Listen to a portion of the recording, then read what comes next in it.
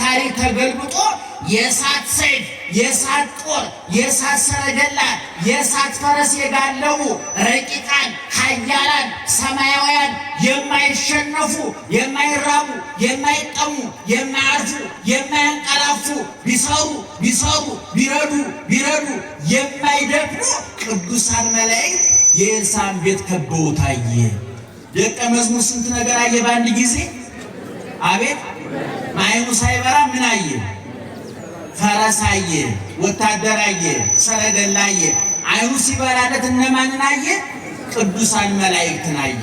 ከዚያ በኋላ እነዛ ኤልሳዕ ወጣና እነዛን ሰዎች ዙሪያውን የከበቡትን ለሕፃኑ መላእክት እንዲታዩት አደረገ። እሱ ግን ወጥቶ ወታደሮችን አነጋገራቸው። ምን ልታረጉ መጣችሁ? ዙሮባቸዋል እነሱ። ኤልሳዕን ፈልገን ቆይ ግደላችሁ ምን ላሳያችሁ አለና ኦ እግዚኦ አቁሮሙ አይናቸው እንዲያይ አድርግ ብሎ ጸለየ። መጽሐፍ ቅዱስ ነው የሚናገር። ይሄ የእሸቱ የግል ሕይወት ታሪክ አይደለም። ምዕመናን ማወቅ አለባችሁ። ልብ አድርጉ። ቅድም ኤልሳዕ ጸልዮ የማንን አይነ ልቡን አበራ? የማንን? የደቀ መዝሙር። አይገርምም ምዕመናን? የመጽሐፍ ቅዱስ መቼም እንደ ልብ ወለድም እንደ ፊት እንደው ሁሉም ነገር ካትር ይሆናል፣ ድራማ ይሆናል፣ ፍልስፍና ይሆናል፣ ምርምር ይሆናል። ሁሉም ነገር አካቶ የያዘ መጽሐፍ በነገራችን መጽሐፍ ቅዱስ በጣም የሚገርመኝ ይህን ታሪክ ሲሰማ። ከዛ ወሰደና ለእስራኤል ንጉሥ አስረከበው። እነዚህ የመጡት እኔን ለመያዝ ነበር። እንደምታያቸው ፈረስ ጋልበዋል፣ ሰረገላ ይዘዋል። የሰለጠኑ ጀግኖች ወታደሮች ናቸው። ያለ ቦታቸው ስለተሰለፉ ነው የተዋረዱት እንጂ ጀግኖች ወታደሮች ናቸው ብሎ አስረከበው። ከዛ የእስራኤሉ ንጉሥ ጅል ነውና ነቢይ ወይ በሰይፍ ልበላቸው ወይ አለ። ምን አገባህ አንተ የማረከውን ግደል። እነዚህ የማን ምርኮኞች ናቸው? የእግዚአብሔር። ማን የማረካቸው? ማን ያሸነፋቸው? ማን ነው ድል የነሳቸው? ለማን ነው እጅ የሰጡት? ለእግዚአብሔር። እነዚህ የእግዚአብሔር ምርኮኞች ናቸው አለና እዛ ከደረሱ በኋላ መልሶ ምን ብሎ ጸለየ? እባክህ አይናቸውን ክፈትላቸው አለና አይናቸው ሲከፈት ጠላት ከተማ ውስጥ በጠላታቸው በእስራኤል ንጉሥ ቤተ መንግሥት ውስጥ ራሳቸውን አገኙ። ደነገጡ። አይዟቸው አትደንግጡ ብሎ ንጉሡን ነቢዩ አዘዘና ምግብ አቅርብላቸው፣ መጠጥ አቅርብላቸው፣ ይብሉ፣ ይጠጡ፣ ይደሰቱና ወደ ሀገራቸው ይመለሱ ተባለ። በልተው ጠጥተው ደስ ብሏቸው እየዘፈኑ ወደ ሀገራቸው ተመለሱ። የነቢይ ሥራ ይሄ ነው ምዕመናን። ማጥፋት ባለበት ጊዜ አይን ያጠፋል፣ ማብራት ባለበት ጊዜ አይን ያበራል። ለሚገባው አይነ ልቡናው ይበራለታል፣ ላልተገባው አይነ ሥጋው ይታወርበታል። እግዚአብሔር ትናንት ስራ ላይ ነው፣ ዛሬም ስራ ላይ ነው፣ ለዘላለም ስራ ላይ ነው እግዚአብሔር። ዋናው ልነግራችሁ የፈለኩት ምንድን ነው? እነሱ ጋር ካሉት ማን ጋር ካሉት ይበልጣሉ? እኛ ጋር ያሉት ይበልጣሉ። ይህን ማወቅ አለባችሁ። ከኛ ጋር ያለው እግዚአብሔር ነው። ከኛ ጋር ያለው ቅዱስ ገብርኤል ነው። ቅዱስ ገብርኤል ወይም ቅዱሳን መላእክት በነደደ እሳት ይጣላሉ። ትንቢተ ዳንኤል ምዕራፍ 2 ተመልከቱ። አናንያ፣ አዛርያ፣ ሚሳኤል ወደ እሳት ሲጣሉ እሳቱ መካከል ማን ተገኘ? ገብርኤል ተገኘ። በዛው መጽሐፍ ምዕራፍ 6 ላይ ስትመለከቱ ዳንኤል ለተራበ እሳት ሲጣል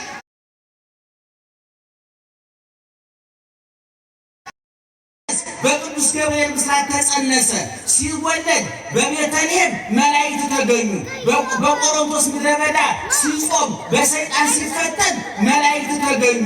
በሉቃስ ወንጌል ምዕራፍ 22 ቁጥር 43 ላይ ዓርብ ሲሰቀል ሐሙስ ማታ ሲነሳ ሲሰግድ መልአኩ ተገኘ። ክርስቶስ ሲሰቀል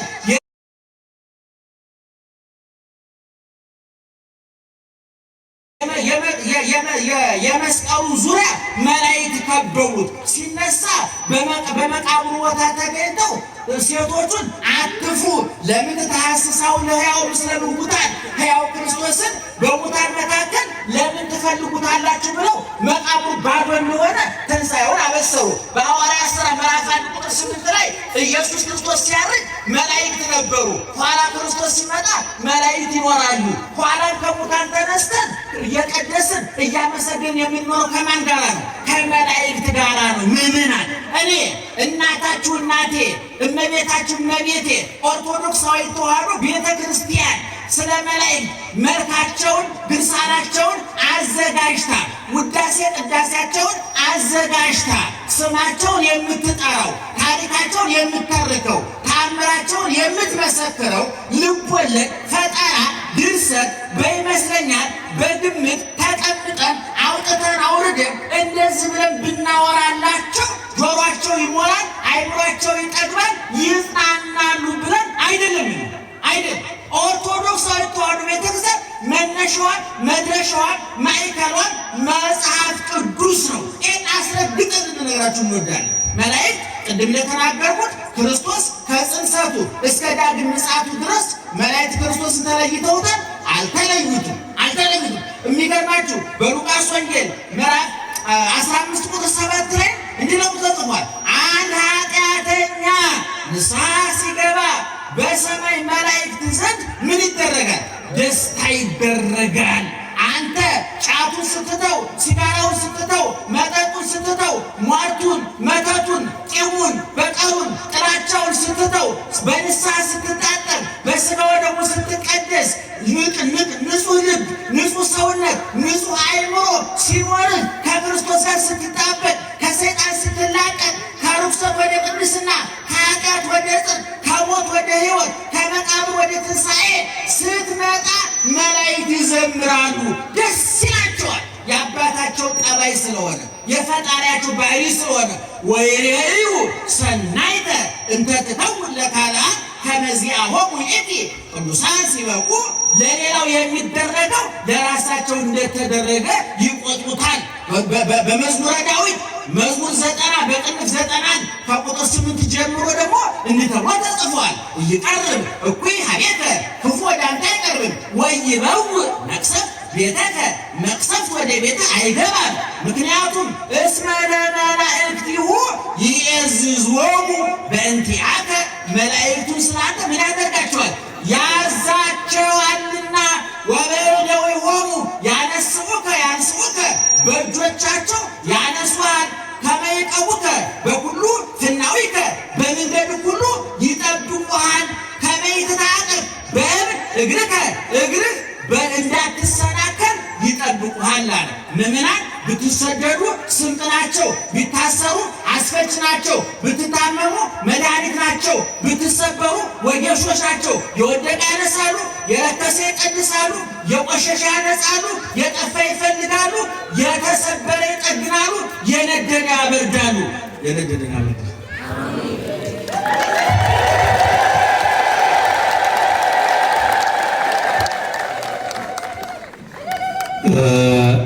ለታላቁ ሊቅ መምህር መጋቤ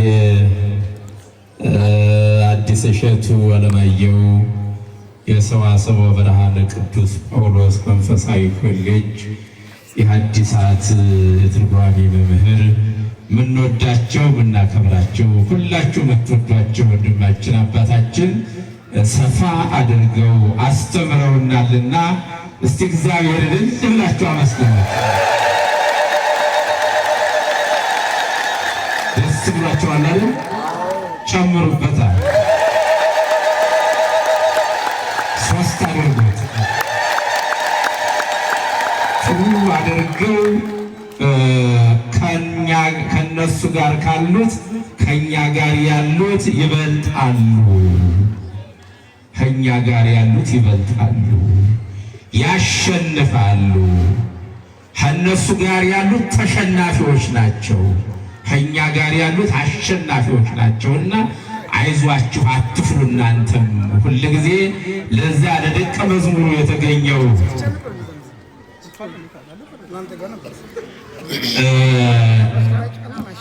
ከነሱ ጋር ያለው የሚሸነፍ ከኛ ጋር ያለው የሚያሸንፍ ነውና አሁንም ከእናንተ ጋር ያለው ቅዱስ ገብርኤል ነውና አትፍሩ፣ በሁሉ ነገር ማለት ነው። በሁሉ ነገር እንዳትፈሩ ብለው ያስተማሩንና እግዚአብሔር አምላክ ለመምህራችን ቃለ ሕይወትን ያሰማልን፣ ቃለ ሕይወት ያሰማልን። በእድሜ በጤና ይጠብቅልን። አሁን አንድ ዝማሬ ያለን ዘማሪት መቅደስ በመካከላችን ላይ ትዘምርናለች። ከዛ በመቀጠል ደግሞ ብፁዕ አባታችን የከዳና ሀገረ ስብከት ሊቀ ጳጳስ የሲኖዶስ አባል በመካከላችን ብፁዕ አቡነ አብርሃም አሉ። እሳቸው ይባረኩና ለመጋቢ ሐዲስ ፍታለው አሉ። እንዲሁም ደግሞ ሊቀ ጉባኤ ትሕትና እንዲሁም ብዙ ሊቃውንቶች አሉና በመጨረሻ ጸሎተ ቡራኬ ይሰጡና ተረጋግታችሁ ትንሽ ጠብቁ። ረጅም አይደለም። እንግዲህ ይህንን የመሰለ ትምህርት ተምረን መቼም እኛም ደግሞ አንዳንድ ነገር ሳንል አንሄድምና ወደ መጨረሻው ነው ቡራኬ ተቀብላቸው የምትሄዱ። ወደ ዝማሬ ወስዳቸዋለሁ። አንድ ሕፃን እዚህ የጠፋ ሕፃን አለ፣ መታቸው እንድትወስዱ።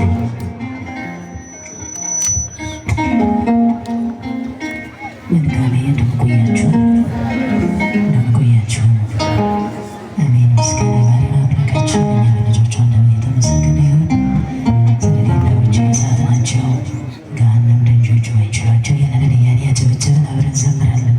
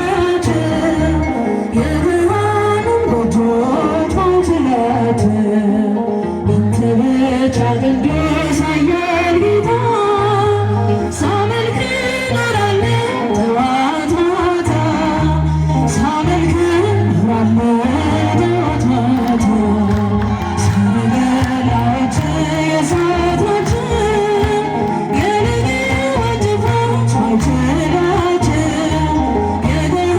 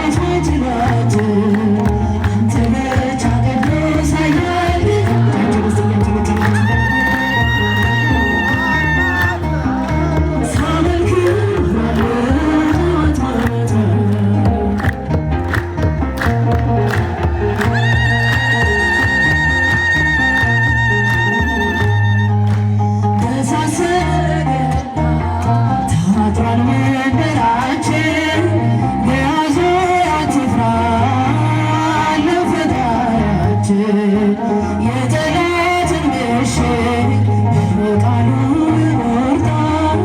ከእኛ ጋር ያለ ከእነርሱ ይበልጣል።